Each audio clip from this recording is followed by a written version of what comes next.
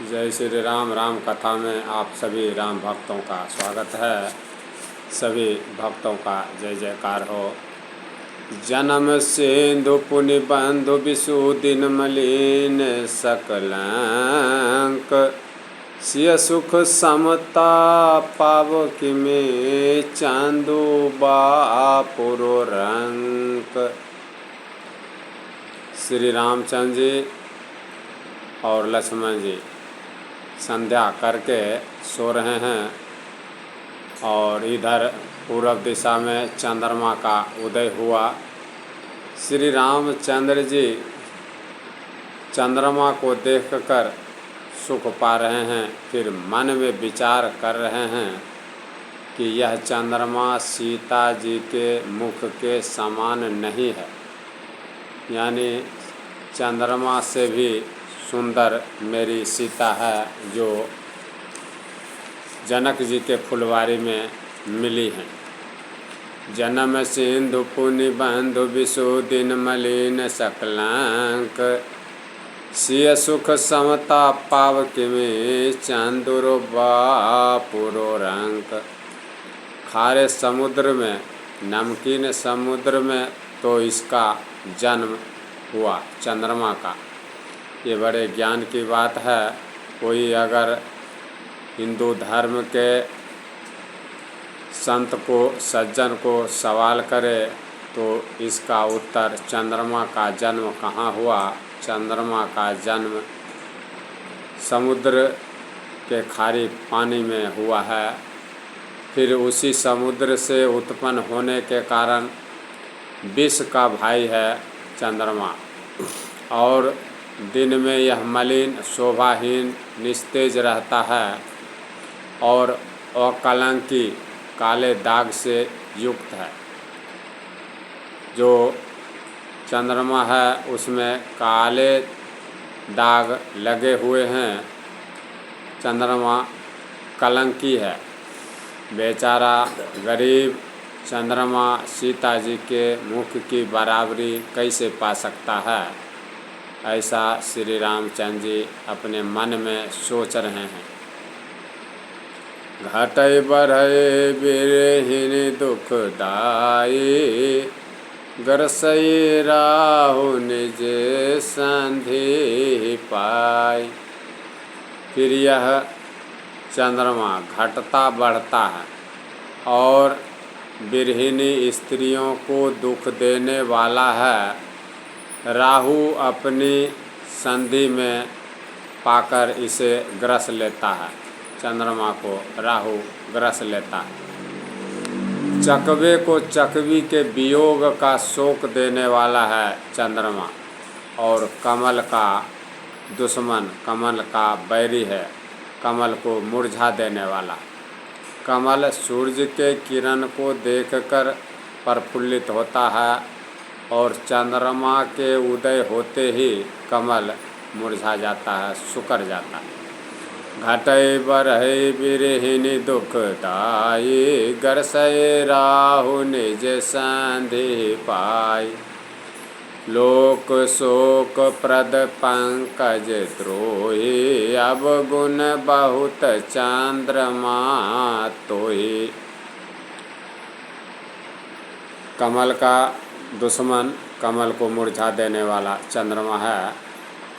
श्री रामचंद्र जी कह रहे हैं, हे चंद्रमा, तुझ में बहुत से अवगुण हैं जो सीता जी में बिल्कुल नहीं है। वैदेही मुख पट तर देने होई दोष बर अनुचित केन्ह।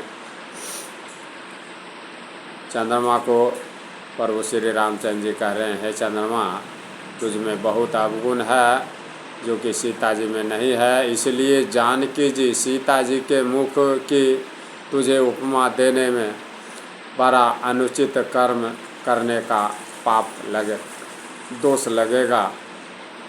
सिय मुख छवि विधु ब्याज बखानी गुर पहि चले निसावरी जाने। इस प्रकार चंद्रमा के बहाने सीता माता के मुख की सुंदरता का वर्णन करके बड़ी रात हो गई। ऐसा जानकर प्रभु श्री रामचंद्र जी अपने गुरु विश्वामित्र जी के पास चले। करि मुनि चरण सरोज प्रणाम, यशु पाई केन्ह विश्राम। विगत निसार नायक जागे, बंधु बिलोकि कहन आस लागे। मुनि विश्वामित्र जी के चरण कमल में श्री रामचंद्र जी प्रणाम कर रहे हैं और विश्वामित्र जी से आज्ञा पाकर श्री रामचंद्र जी विश्राम कर रहे हैं। रात बीतने पर श्री रघुनाथ जी जागे और भाई को श्री लक्ष्मण जी को देखकर ऐसा कहने लगे। विगत निसार रघुनायक जागे, बंधु बिलोकि कहन यस लागे। हुआयो अरुण अवलोकहु ताता, पंकज कोक लोक सुख दाता। सुबह होते ही, सवेरा होते ही प्रभु श्री रामचंद्र जी लक्ष्मण जी से कह रहे हैं कि हे तात, हे भाई, देखो कमल चक्रवाक और समस्त संसार को सुख देने वाला अरुणोदय हुआ, सूर्य का उदय हुआ, जो कि पूरे संसार को सुख देता है। ये सूर्य और ये सूर्य जितने भी संसार में कमल हैं उसको प्रफुल्लित कर देता, खिला देता है। लक्ष्मण जी को कह रहे हैं ऐसे सूर्य का उदय हुआ है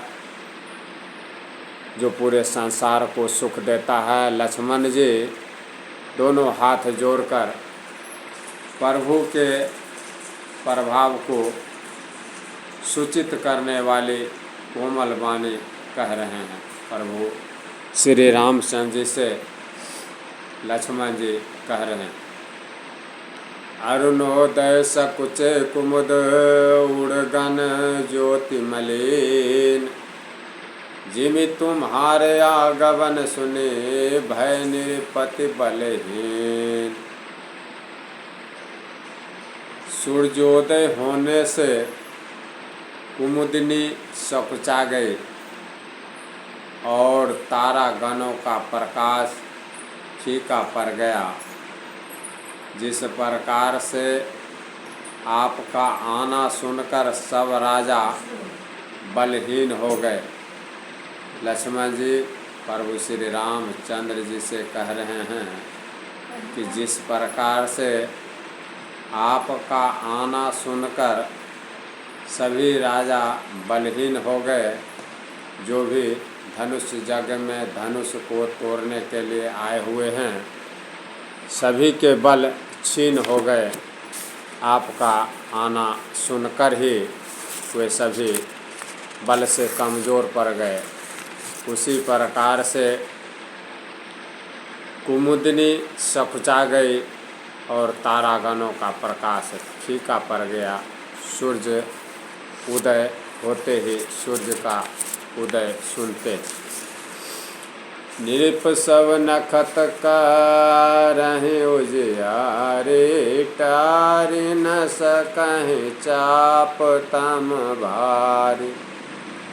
कमल कोक मधु कर खगनाना, हर से सकल निसायब साना।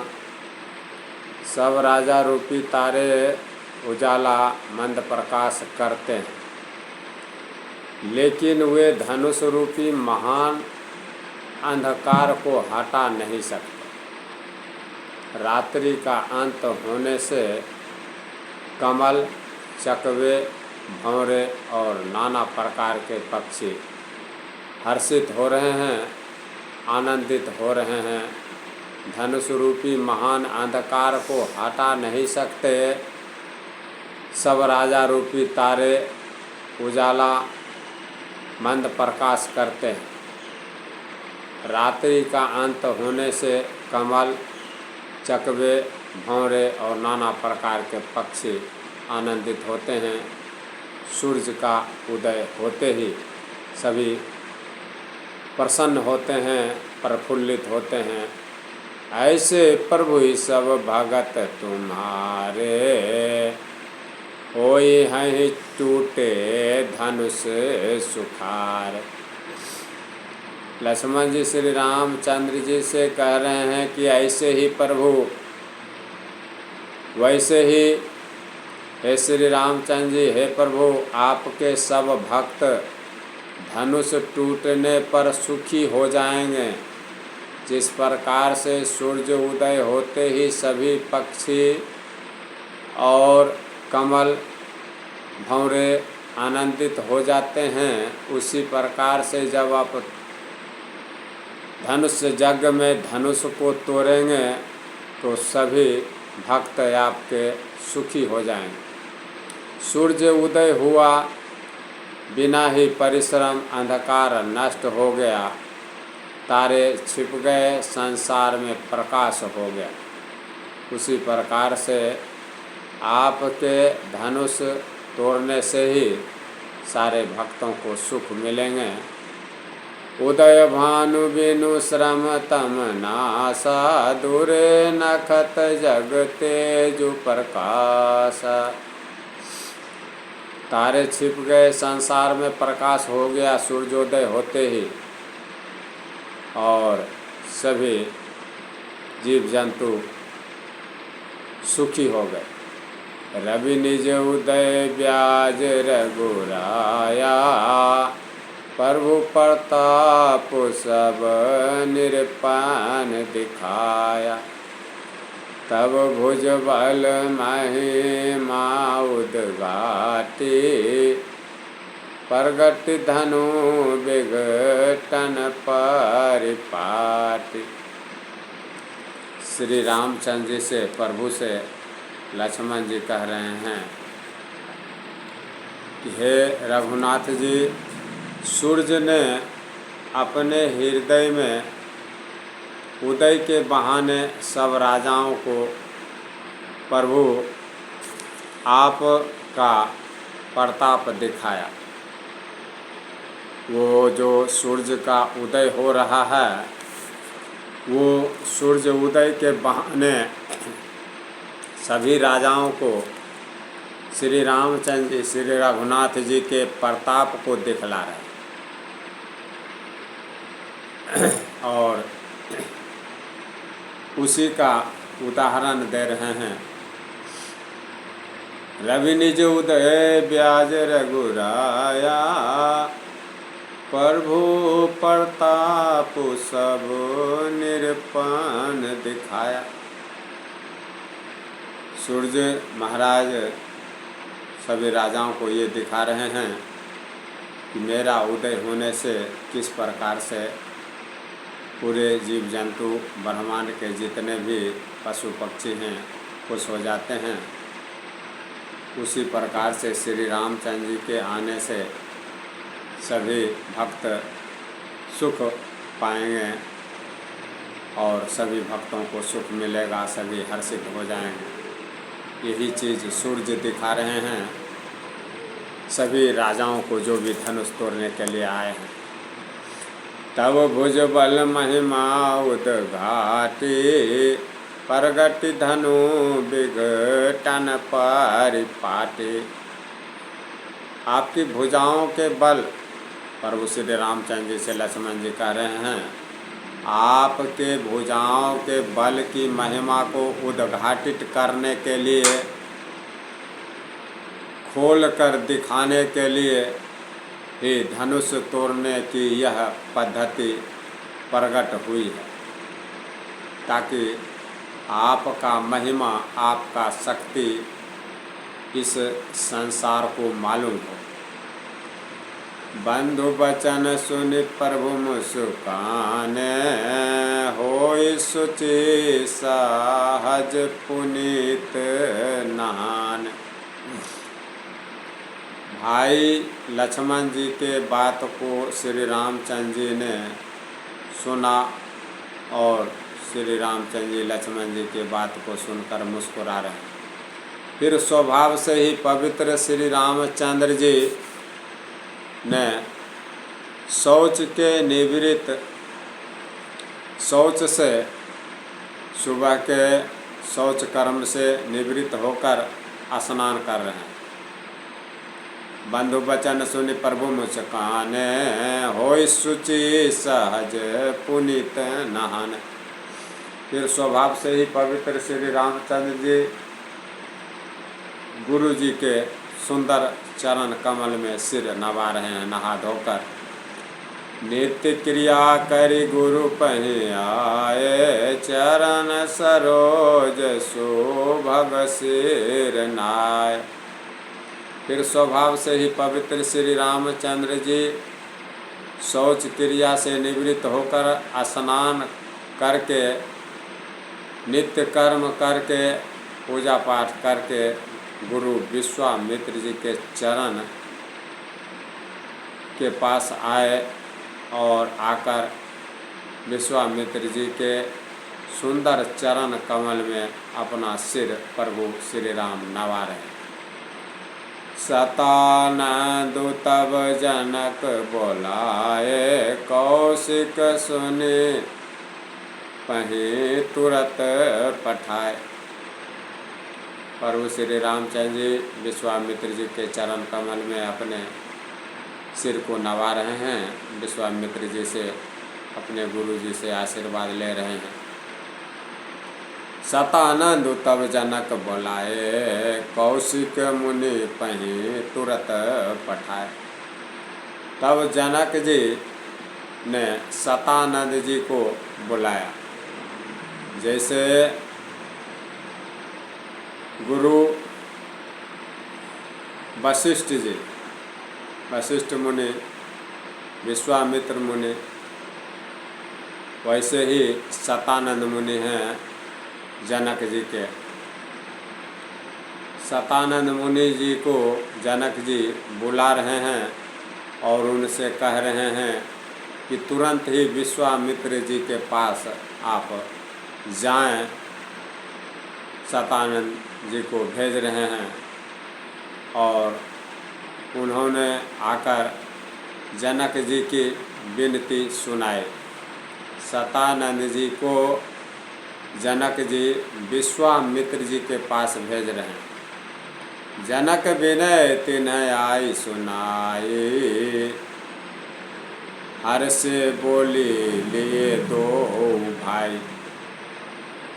सतानंद जी को जब जनक जी विश्वामित्र जी के पास भेजे हैं बुलाने के लिए, तो उन्होंने आकर के जनक जी की विनती विश्वामित्र जी से सुनाए।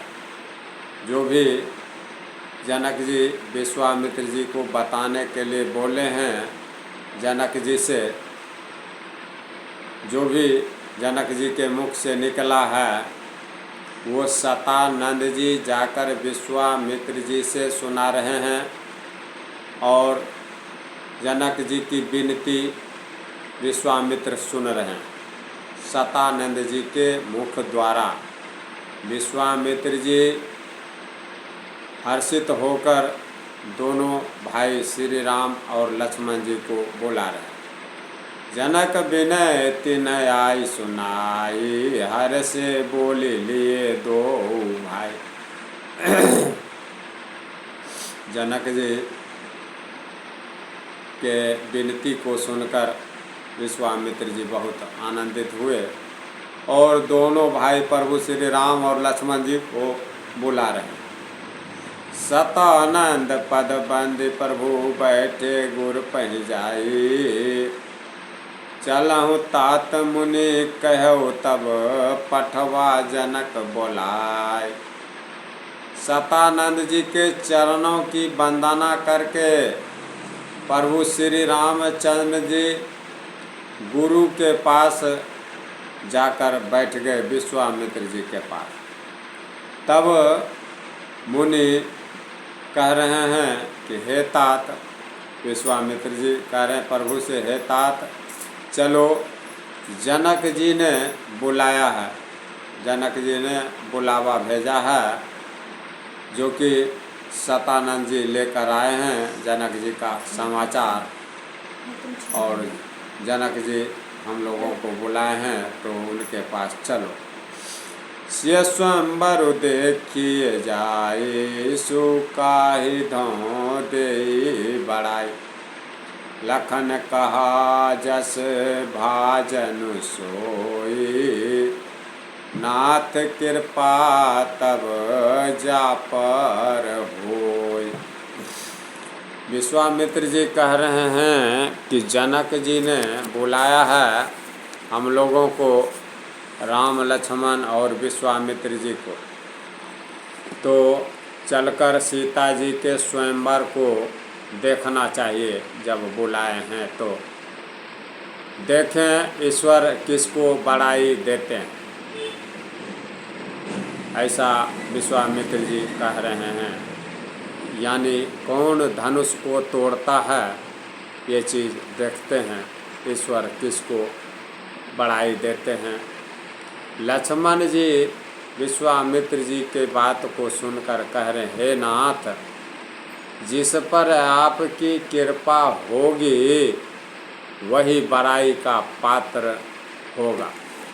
धनुष तोड़ने का श्रेय उसी को प्राप्त होगा जिसके ऊपर आपकी कृपा होगी, वही धनुष को तोड़ेगा जिसके ऊपर आपका आशीर्वाद होगा। ऐसा लक्ष्मण जी अपने गुरु विश्वामित्र जी से कह रहे हैं। जब विश्वामित्र जी कह रहे हैं ना जाने प्रभु किससे धनुष तोड़वाएंगे, किसको बड़ाई देंगे, तो विश्वामित्र जी से लक्ष्मण जी कह रहे हैं कि जिसके ऊपर आपकी कृपा होगी वही धनुष को तोड़ेगा, इसमें कोई संदेह नहीं है। जय जय श्री राम। सभी भक्तों का जय जयकार हो, भक्तों के हर मनोकामना को भगवान श्री राम पूर्ण करें। इन शब्दों के साथ मैं आज की कथा को विश्राम देता हूँ। यहाँ से अगली प्रसंग आप लोगों को अगली कड़ी में मैं सुनाऊंगा। तब तक के लिए जय जय श्री राम, जय जय श्री राम, जय जय श्री राम।